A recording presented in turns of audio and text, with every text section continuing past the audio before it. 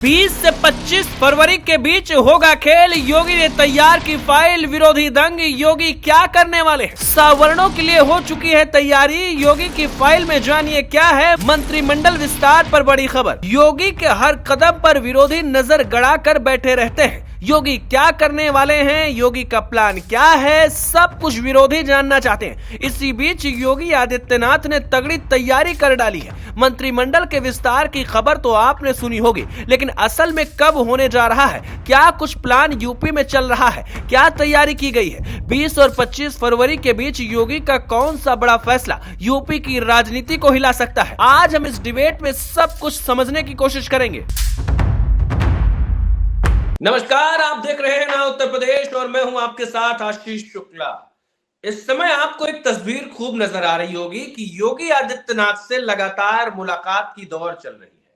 कोई विधायक दूर से योगी के पास पहुंच रहा है, कोई मंत्री भी योगी के पास पहुंच रहा है, लेकिन अंदर खाने में क्या चल रहा है? कहते हैं कि राजनीति में कुछ भी इत्तेफाकन नहीं होता, तो अंदर की कहानी क्या है? योगी के कैबिनेट में विस्तार की खबर पुख्ता है और ये खबर ऐसी है जो कई लोगों की नींद उड़ा रही है, खासकर विरोधियों की। विरोधी सोच नहीं पा रहे हैं कि योगी क्या पासा फेंकेंगे, योगी आदित्यनाथ क्या पासा फेंकने वाले हैं। 20 से 25 फरवरी क्यों जरूरी हो गई है बीजेपी के लिए और विरोधियों के लिए? इस दौरान योगी आदित्यनाथ क्या कुछ कर सकते हैं?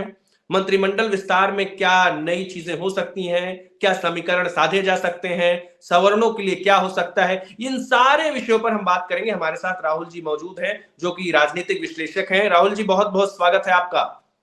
धन्यवाद आशीष जी। राहुल जी, सबसे पहला सवाल, 20 से 25 फरवरी को जो कुछ योगी आदित्यनाथ करने वाले हैं, मतलब मंत्रिमंडल का विस्तार, मंत्रिमंडल विस्तार की क्या लगता है, जरूरत है?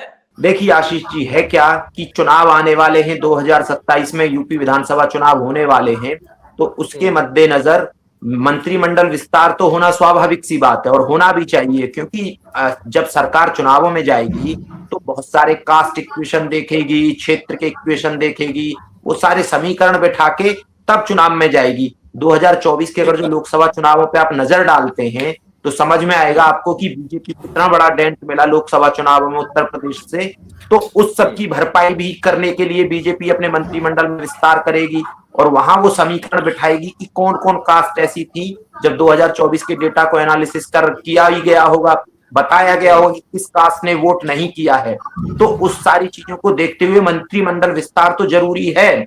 और ये मंत्रिमंडल विस्तार, जैसा आप बोल रहे हैं कि ये 20 से 25 फरवरी के बीच में हो सकता है या इसकी न्यूज आ सकती है, तो मुझे भी लगता है कि जल्दी इसकी न्यूज आ सकती है कि मंत्रिमंडल विस्तार होने वाला है और ये क्षेत्र की इक्वेशन भी बिठाएगा, कास्ट की इक्वेशन भी बिठाएगा और बहुत सारे जो लास्ट में बहुत सारे मुद्दे रहे उन मुद्दों को भी एड्रेस करेगा। हाँ, मतलब बेसिकली ये है ना कि पंकज चौधरी नई जिम्मेदारी मिली है, तो नए जब कोई नया आता है तो कुछ तो बदलाव होते हैं। सिर्फ मंत्रिमंडल में विस्तार की खबर नहीं है, आपको बताएं कि खबर ये भी है कि 20 और 25 फरवरी के बीच की ही जो तारीख है, इस तारीख में जो बीजेपी के अंदर जो संगठन है, संगठन के अंदर अलग तरीके का बदलाव, चाहे वो उपाध्यक्ष का हो, चाहे अध्यक्ष का हो या फिर और बाकी नेताओं का, इस लेवल पर भी बीजेपी बदलाव करने के बारे में सोच रही है। ऐसी पूरी खबर है। देखिए हाँ आशीष जी, क्योंकि बदलाव, जब नया प्रदेश अध्यक्ष आया है तो नया प्रदेश अध्यक्ष अपने हिसाब से टीम बनाएगा। ठीक है, वो जिलाध्यक्षों के चुनाव हो चुके हैं, लेकिन जिलाओं में अभी पूरी टीम नहीं है, क्षेत्र में पूरी टीम नहीं है। जब नया प्रदेश अध्यक्ष होता है तो वो अपनी टीम बनाता है, उसको ये स्वतंत्रता होती है कि वो अपनी टीम बनाए, अपने तरीके से संगठन को चलाए। तो वो स्वाभाविक सी बात है कि संगठन में भी बदलाव आपको नजर आएंगे और वो जो जैसे उपाध्यक्ष या बाकी महामंत्री, और यहाँ भी मुझे लगता है कि बहुत जगह पे और इवन डिस्ट्रिक्ट में भी ये सारी चीजें आपको दिखाई देंगी कि बदलाव हो रहा है। अच्छा, ब्राह्मणों को लेकर जिस तरीके से देखिए अभी यूजीसी का मामला हुआ, तो उस पे योगी आदित्यनाथ भी परेशान हुए होंगे, जाहिर सी बात है, क्योंकि चुनाव उत्तर प्रदेश में होने वाले हैं। बीजेपी जो हाई कमान है उसको शायद नहीं लगा था कि इस तरीके की चीजें हो जाएंगी, लेकिन विरोध हुआ, बाद में सुप्रीम कोर्ट ने उस पर रोक लगा दी, चीजें ठीक हुई हैं। लेकिन फिर भी बीजेपी को कहीं ऐसा नहीं लग रहा कि हो सकता है सवर्ण या ब्राह्मण समाज के लोग नाराज हो, कुछ ब्राह्मण चेहरों को मंत्रिमंडल में विस्तार में जगह मिलने की उम्मीद, क्या लगता है? देखिए निश्चित तौर पे मिलेगी, ऐसा नहीं है। जब मंत्रिमंडल विस्तार होगा, ये मैसेज तो गया ही है ना सब जगह कि ब्राह्मण नाराज है, सवर्ण नाराज है, ये मैसेज गया है यूजीसी मामले पे। और सरकार से ये चूक भी हुई है, क्योंकि ये आप इसको देखेंगे अगर जो थोड़ा गहनता से देखें तो सरकार जो पार्टी ने अपने लोग विभिन्न डिबेटों में यूजीसी के मामले पे भेजने बंद कर दिए थे। तो सरकार कैसे भी चाह रही थी कि एक सेफ एग्जिट मिल जाए, जो सुप्रीम कोर्ट ने सेफ एग्जिट सरकार को दे दिया है, लेकिन सरकार से ये चूक हुई है और इस चूक की भरपाई के लिए सरकार कुछ ना कुछ करेगी। ऐसा नहीं है कि भरपाई के लिए सरकार कुछ ना करे। मंत्रिमंडल विस्तार होगा, हो सकता है कि ज्यादा स्टेक बढ़ जाए सवर्णों का, यूपी के जो मंत्रिमंडल होगा उसका स्टेक बढ़ सकता है, लेकिन उसी दौरान सरकार ये भी नहीं चाहेगी कि जो पिछड़े हैं वो नाराज हो जाएं, क्योंकि सरकार को अब दोनों का बैलेंस बनाना बहुत मुश्किल काम हो गया है। और सरकार को ये बैलेंस बनाना है, वो इसलिए बनाना है क्योंकि जब 27 के चुनाव में जाएंगे तो ऐसा ना हो कि दोबारा से पीडीए का फॉर्मूला अखिलेश यादव का चल जाए, तो सरकार उसको रोकने के लिए अपने तरीके से प्रयास करेगी और वो आपको नजर भी आएंगे। और ये अब ये जो आप देखेंगे कि समन्वय की सब में समन्वय स्थापित करने की कोशिश की जाएगी। जी राहुल जी, कुछ नाराजगी भी है खासकर जनता में। जैसे कई सारे ऐसे मंत्री होते हैं जो बहुत बढ़िया काम करते हैं, लेकिन योगी आदित्यनाथ के मूड के हिसाब से काम करना हर किसी के बस की बात नहीं है। योगी आदित्यनाथ का अपना एक फॉर्मूला है कि जो ठीक है उसके ऊपर वो आगे बढ़ते हैं, जो ठीक नहीं है वो कितना भी तेलू आदमी में बोलूंगा, चाहे कितना बड़ा चाटुकार हो, योगी को प्रभावित नहीं करता। तो नाराजगी भी बढ़ सकती है अगर मंत्रिमंडल विस्तार होगा तो। देखिए आशीष जी, एक बीजेपी के बारे में हमें एक बात जान लेनी चाहिए कि बीजेपी में नाराजगी अगर जो है भी किसी में, तो नाराजगी उसके दिल के अंदर रहती है, वो होठों पे भी नहीं आती है। इतना बड़ा संगठन है, पावरफुल संगठन है, और अगर जो कोई भी यहाँ नेता, देखिए अभी है क्या बीजेपी में, प्रधानमंत्री के अलावा आपको कोई ऐसा पॉपुलर लीडर बहुत नजर नहीं आएगा। तो कोई भी जब बहुत सारे पॉपुलर लीडर नहीं होते हैं, मास लीडर नहीं होते हैं, तो वो क्या है कि वो एक नेता के नाम पे वो मंत्री बने हैं, सब विधायक बने हैं, सांसद बने हैं, तो नाराजगी जैसी कोई चीज रह नहीं जाती है। अब यहाँ बीजेपी का संगठन ऐसा हो गया है आशीष जी कि जो ऊपर वाले तय कर देंगे वही तय रहेगा, उस पे तो कोई सवाल मतलब सीधा सा मतलब ये मान लिया जाए कि जिन्होंने काम नहीं किया है, जो निठल्ले टाइप के थे, जो कुर्सी पे बैठकर गर्मी ले रहे थे, इनके ऊपर क्रॉस लगने वाला है। नाराज होते हैं बिल्कुल बिल्कुल लगेगा। देखिए बिल्कुल लगेगा। और ऐसा बीजेपी का जो संगठन है वो इतना फुल प्रूफ हो गया है कि वो कौन मिनिस्टर परफॉर्मिंग है, ये जो बीजेपी के मंडल अध्यक्ष होते हैं ये रिपोर्ट पहुंचाते हैं, फिर संघ का अपना नेटवर्क है कि कौन मिनिस्टर परफॉर्म कर रहा है अच्छे से, तो ये सारी रिपोर्ट स्टेट बीजेपी को भी जाती है, सेंट्रल बीजेपी को। बीजेपी में तो बड़े बड़े नप जाते हैं, 10 मिनट लगता है नपने में, छोटे का तो बिल्कुल बिल्कुल। देखिए है क्या कि ये जो रिपोर्ट जा रही है, तो अगर जो जैसे योगी आदित्यनाथ कोई निर्णय लेते हैं और वो बताते हैं सेंटर को कि मैं ये निर्णय लेने वाला हूं, तो सेंटर को भी पता रहता है कि कौन परफॉर्म कर रहा है, कौन नहीं कर रहा है, कौन बोझ है और कौन ऐसा है। जब कास्ट इक्वेशन की बात भी आएगी कि भाई मिनिस्टर कास्ट के हिसाब से बनाए जाएंगे, तो उसमें भी ये देखा जाएगा कि कौन अपना इतना पॉपुलर है कि कास्ट की वोट को, अपनी कास्ट की वोट को मोबिलाइज कर सकता है बीजेपी की तरफ। क्योंकि जब ये भी है कि बस खाली वजह से ऐसी हवा में बैठा है। बिल्कुल। और ये सारी चीजें बहुत गहनता से देखी जाएंगी, तब जब मंत्रिमंडल विस्तार होगा तो उसमें बहुत सारी चीजें हमें साफ नजर आएंगी कि बहुत सारे हमें हो सकता है नए चेहरे दिखें, और वो नए चेहरे क्यों लिए गए उसका विश्लेषण बाद में होगा। लेकिन फिलहाल जो स्थिति है बीजेपी की, कोई नाराजगी किसी से हो नहीं सकती है, संगठन से नाराजगी कोई नहीं दिखा सकता है, बीजेपी से नाराजगी तो कोई नहीं दिखा सकता। संगठन में जो गद्दी पे बैठे मंत्री फॉर्च्यूनर से तेल खर्च करके घूम रहे थे, उनका अगर क्रॉस लगेगा तो जनता तो राहत की सांस लेगी कि भाई ये तो निठल्ला मंत्री था, अच्छा हुआ हट गया। संगठन के तौर पर अगर आप देखेंगे तो एक तो बीजेपी के खिलाफ बोल नहीं पाएंगे मंत्री, और दूसरी बात जो है जनता के हिसाब से अगर सोचेंगे तो बीजेपी के लिए तब तो ये विस्तार जो है बड़ा फायदे का सौदा हो जाएगा। बिल्कुल। देखिए जब विस्तार होगा तो कोई भी, एक तो बिल्कुल नाराजगी आपको नजर नहीं आएगी, जनता में जिसने परफॉर्म नहीं किया है उसको हटाया जाएगा, बिल्कुल हटाया जाएगा।